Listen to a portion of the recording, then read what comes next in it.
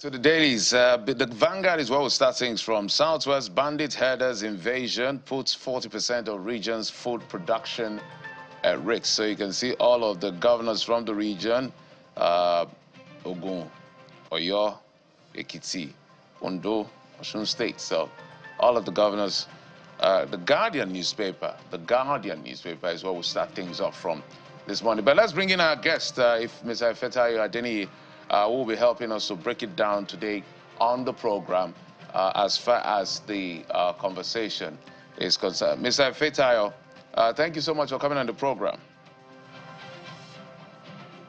Just to be here virtually once again.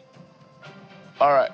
Thank you so much. So I would like you to speak to the headlines on the Guardian newspaper this morning that talks about the concern around insecurity in the southwest region of the country, where they are saying this is quite troubling. 40% is significant in any shape or form to affect production in terms of food production in the country.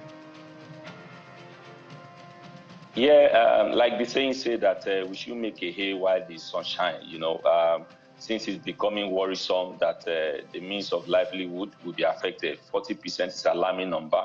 And I believe this is what the leader is all about. They should rise to the occasion and put the necessary things in place, machineries in place, you know, enact the necessary laws that there shouldn't be a situation where a farmer would be helpless and they couldn't go to the farm to do their basic, and while some people will be parading themselves as Marinda or Katuriara or whatever name it is.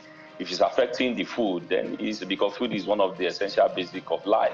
So I think all the governors in the Southwest, they should put their heads together, regardless of the party affiliation or whatever, the allegiance or loyalty to whatever it is, because the safety of life, the safety of food especially, is very key for sustenance of any state. So they shouldn't wait. The number is glaring, and people are even complaining. Farmers can no longer go to their farm. So I think they should do the best to make sure they rally around and support them, and not because it doesn't affect their election or it doesn't affect what they are doing, because most of our politicians, if it doesn't affect them directly, it will be very hard for them to make a meaningful impact. But this, if there's no peace in the farm, if there's no peace in their vicinity, it will be very hard for them to govern. So I think they should come together regardless of the party they belong and tackle this insecurity once and for all and enact the law that works. Yeah, let's go to the Vanguard newspaper, and it's an interesting one that the Vanguard chooses to lead with this morning, something that, you know, emerged from the news yesterday. 2027, why I'm in coalition, that's ascribed to the presidential candidate of the Labour Party in 2023, Mr. Peter Obi.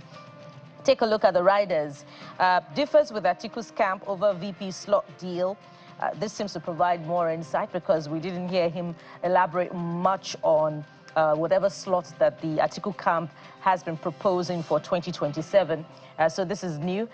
Details of coalition remain secret. That's ex-VP's aide. Coalition will trounce Tinubu on election day if PDP, well, that's not completed. Perhaps you get more insight into the details on the inside pages. The last rider says ADC remains coalition party in Nigeria. That's ascribed to one of the leaders of the party, Umusu. But Mr. Ifetayo, I wonder if you've been following the presidential candidate of the Labour Party. He has pretty much kept his strategy under wraps. I've had cause to also ask him this question at an event, and he dismissed it tacitly, as every politician that is not ready to speak would. You know, but there is no room for independent candidacy yet in the Constitution or in the Electoral Act, even as amended. So what do you think could be the plan or the strategy of the presidential candidate of the Labour Party in 2027? And how much, whatever it is, would it change the dynamics of power or of what could happen in 2027 presidential election? Yes, it will go like rightly pointed out that he's in coalition to fight hunger, he's in coalition to fight security, he's in coalition to fight poverty.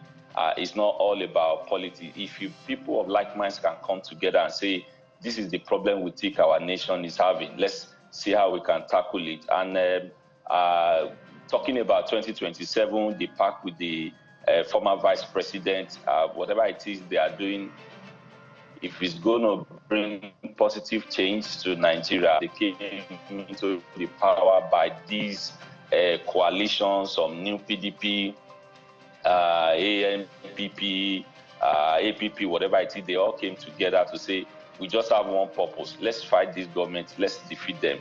If it is about good governance, if it's coalition about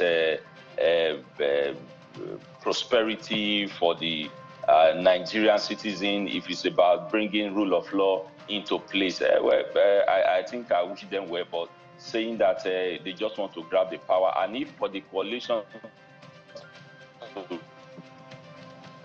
be successful, one needs to, they said it would be vice presidential candidate to former vice president, whatever it is they want to do. If it's all about for Nigeria, but it's just that most of us or most of the politicians is just their personal interest, not never about the people. But if what they are coming together, that these are the problems that we have, these are the things we need to do, and then they should be ready to let go, because we heard some people, they said they will sign to be just to rule for one term and another person will come in.